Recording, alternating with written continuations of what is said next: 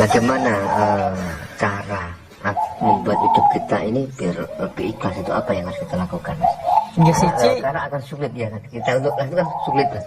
lah sing darane ikhlas itu kan tujuan, Mas Wi. Iya. Sebenarnya. Berarti sebelum sampean mencapai titik yang diarani ikhlas, ikhlas itu artinya seleh atau sumeleh tadi. Itu harus ditempuh dengan beberapa macam laku. Dilatih sedekah, dilatih nek dilarani wong gak nesu. Sampai ketika seperti keris itu ketika terus ditempa, engko dadi dewi. Nang prosesnya suwi. Makanya ikhlas itu menurut saya makomnya tujuan, bukan laku. Nek laku nih sabar, laku nih latihan bersedekah, sarono gunane, latihan nek dilarani wong gak nesu, latihan lilo legowo. Jadi sampean iki ibaratnya urepe ben candak catnyot, nek saben wayah bengi melek sak bengi-bengine nek iso tangi sak esuk-esuk iku jane latihan ikhlas. Karena latihan diperintah karo rasane dewi. Latihan nek kawit diperintah karo rasane dhewe, diperintah karo rasane dhewe urip ning kedadian sak madya padha iki sampeyan ora grondel, ora ngedumel. Kuwi jane kan ya dilatih. Agar sampai kepada makom atau dimensi yang namanya ikhlas. Jadi ikhlas itu bukan laku, tapi tujuan, hasil dari laku. Jadi akibat dari sebuah sebab. Nek wong saiki kan salah. Disanggep bahwa ikhlas itu adalah laku. Ya ora iso. Angel, ikhlas itu sudah pencapaian, hasil dari sebab. Jadi ibarat keris, ikhlas itu keris. Ya, ikhlas itu keris. Tapi sebabnya dari keris, ya mergo enek geni dinggo nempo, enek bahan batu meteor, enek singgawe, nah itu laku-lakunya. Nah, wujud ikhlasnya adalah keris, masterpiece-nya. Jadi ikhlas itu pencapaian. Tujuan ya, Mas ya. Tujuan, pencapaian. Bukan laku. Lah seorang saya kita tuh harus berlaku ikhlas. Salah, ikhlas itu laku, pencapaian. Makanya perlu ditempat dan perlu dilatih. Makanya selalu dilatih kalau sedekah. Lalu sedekah terus hari raya korban diumumin belas sampai wakeh kan itu. Akhirnya aku tercantum lo jeneng lo ya. Jadi masalah ikhlas. Ya, jadi tujuannya disuruh berkorban, ya, berdaksina, ya, ngewai mahar dan lain sebagainya itu sebenarnya juga ngelatih untuk itu. Jadi eleng-elengin bahwa ikhlas itu pencapaian bukan laku. Ya, ikhlas itu bukan proses. Ikhlas itu hasil daripada proses tertentu. Kinten-kinten seperti itu. Ya, ya. Ya, pulang ya. Sip. Nah, kehidupan ini kan tidak lama lagi, Mas ya. Beda, kalau melihat tanda-tanda bencana alam dan sebagainya mungkin. Tapi nek kowe aku suwe. Ya, bagaimana Mas? Apa yang harus kita lakukan untuk menghadapi ini semua terkait dengan mungkinlah bisa dikatakan kehidupan itu bisa dikatakan sudah tidak lama lagi. Nggih, makanya kan diparingi sak beja-bejane wong sik beja wong sing eling lawas padha Mas. Nggih. Ya kuwi sangu. Daratnya apa ning urip ini gitu. Arep ana bencana alam arep apa ya ora apa-apa proyeke urip kok. Sing penting awake dhewe melu nguripi. Makanya urip itu kudu urup. Eling lan waspada dan berkarya. Wes. Dadi jenengan saiki ukurane iki nang ngaji rasa iki tukang nyoteng, tukang mawancarai. Lakonono kanthi madhep mantep. Rasah duwe cita-cita gemedhe arep ngubah jagat sak isine. Janji iki mbok cicil sakmene kok kedadian ning njaba iki bakal kedadian dhewe kok. Nggih, dadi rasah sikutan rono rene janji kita ini berfokus kepada ajaran pribadi Nusantara. Ibarat itu tadi, ya ibaratnya sampean kok ngurusi iki sing liyane iki bakal kecandak kabeh. Gak sampe ngak-lenguk ngono kene ngono enggak. Apapun sudah Anda lakukan sekarang, hanet tepono kanthi tenang, kanthi madhep mantep lakonmu sing saiki. Dijalani secara Lah wong iki gemedhe kok, lagi iso ngopo arep ngubah donya. Nek iso kuwi bangsa negara iki kudu ngene nyapo kan gitu. Untuk mengubah sesuatu yang lebih besar dimulai dari kecil. Wani dadi awakmu dhewe dulu. Makanya satria kan hanet tepi laku, madhep mantep. Neng sangune eling lan waspada. Nggih. Eling waspada terhadap godaan serangan pikiran dan hawa nafsu kita sendiri. Sebenarnya ngoten niku. Engko janji sampean soal meneng. Manusia itu tujuannya adalah berkarya, hidup iki. Jadi khalifah itu berkarya. Karya untuk diri sendiri yang akhirnya imbasnya bermanfaat, ampasnya untuk orang lain. Gini wong lain ora murumangsani manfaat ya ora apa-apa, tetep mlaku. Wah, urip iki mlaku. Lah, nek kowe ngendhet, kowe mandek, kowe ngersula, kowe wis apati wis embung nang ngene lha kuwi sing dosa. Berarti umur dawa orane mara bahaya tuh tergantung dari dirimu sendiri. Kowe iso kena bencana alami mergo kowe dhewe iki wis gak duwe gairah hidup. Akhir karo alam iki kae dadi uncalne kae urip wis nang gairah iblis urip kok isine dienggo ngersul tok ae. Balik mulai ngono to. Akhirnya ujung serangan jantung kan itu. Jadi takdir manusia itu yang menentukan dari diri kita sendiri ya Mas. Kita diberi saham 40%, Gusti 60%. Karena kita diberi free will, kehendak bebas. Nggak apa ya, nyapa-nyapa kan ditentoknya karo apa yang ada di dalam dirimu. Jadi kan iso teko kene sapa sing entokne. Walaupun Tuhan itu punya cetak biru Anda akan ke sini, itu kan masih potensi di alam yang tidak terlihat. Tapi isone wujud teko kene kan karena kamu yang ada niat ke sini.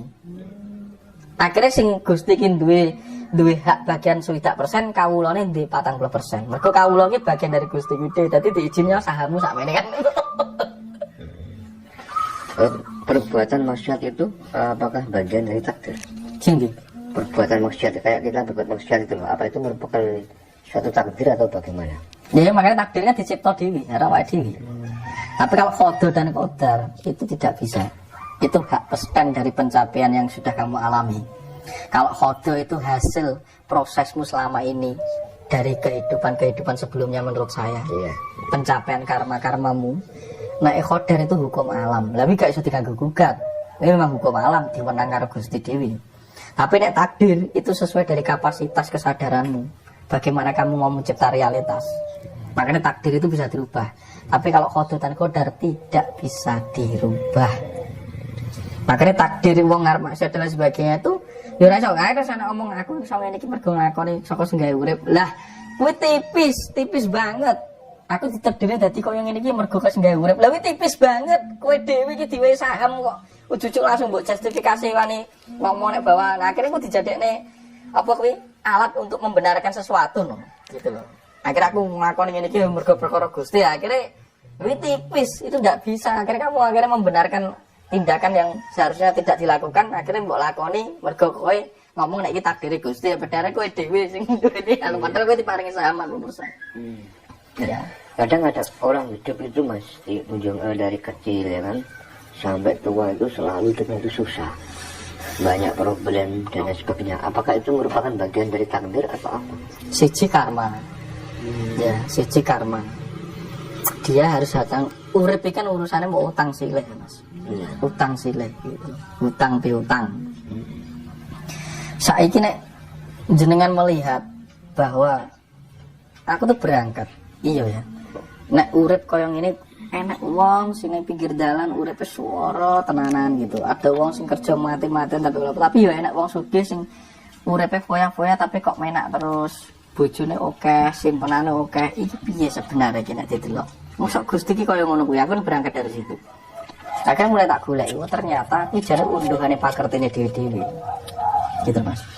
Tapi kehidupan itu selalu memberi kesempatan kamu mau terus bertumbuh membenahi apa malah terjatuh. Wes kuwi tok pilihane. Di dalam kehidupan itu kamu cuma digawani sarwa genep. Perangkat-perangkat yang dipinjamkan Gusti atau semesta. Dan tujuannya kowe iki kon mengelola itu agar kamu bisa mencipta sesuatu duniamu yang baru. Makanya uripe diarani wong sinawang. Sok ngono sing diarani sengsara. Ternyata kayu enek sing memilih seperti itu. Walaupun terlepas sadar tidak sadar. Enek sing sadar, enek sing ora sadar. Ya. Sing ora sadar itu karena dia terlalu mengikuti standar hukum aturan setempat. Masyarakat setempat, rakyat setempat, ajaran tertentu, ideologi tertentu. Maka manusia itu lebih memilih mengikuti bentuk-bentuk pengidentitasan melalui ideologi, keyakinan, dan aturan yang dibuat oleh mayoritas. Berarti kan dia gak sadar. Jadi dia tuh mengikuti ombyae kahanan. Tapi ada sukmo sing sadar. Ketika sadar tuh, misalnya kula ngeten nggih. Niki nek balik ilmu Jawa nggih. Zaman biyene kuwi aku ki wis ngenyangi urip enak. Aku wis ibaratnya wis mencapai titik tertentu dalam kesadaran. Neng ada sesuatu bagian aku urung iso bagaimana iso ngerasake ya iso ngerasane penderitaane wong-wong nang kolong jembatan dan lain sebagainya. Seorang pemimpin misal, arep dadi pemimpin itu ben jujur dia amanah iki piye. Jadi pas meditasi arep mendekati kematiannya dia sudah memprogram dirinya, so aku nek dilairnya aku tak milih dadi wong melarat. Sinau dek arepe. Sinau tentang software. Akhirnya nitis non sewu ya, kadang-kadang ngomong Satrio Piningit. Akhirnya Satrio Piningit ini nitis dilairne neng urepe wong melarat, anak itu tukang kayu, pinggir lereng gunung kan mesti gitu. Satria-satria atau raja-raja itu digambarnya kelahirannya ngono kuwi. Itu kan sebuah frasa bahwa raja sing jujur, raja sing amanah itu harus melalui dinamika tempaan yang berat. Akhirnya ketika dilahirno dadi wong melarat, dhek roh rasane dadi wong ra duwe iki kaya ngono. Akhirnya dadi pemimpin sok ketika dilahirne meneh. Itu lebih amanah. Kira-kira nih ngoten Mas. Ya jadi enek sing sadar karo enek sing ora sadar.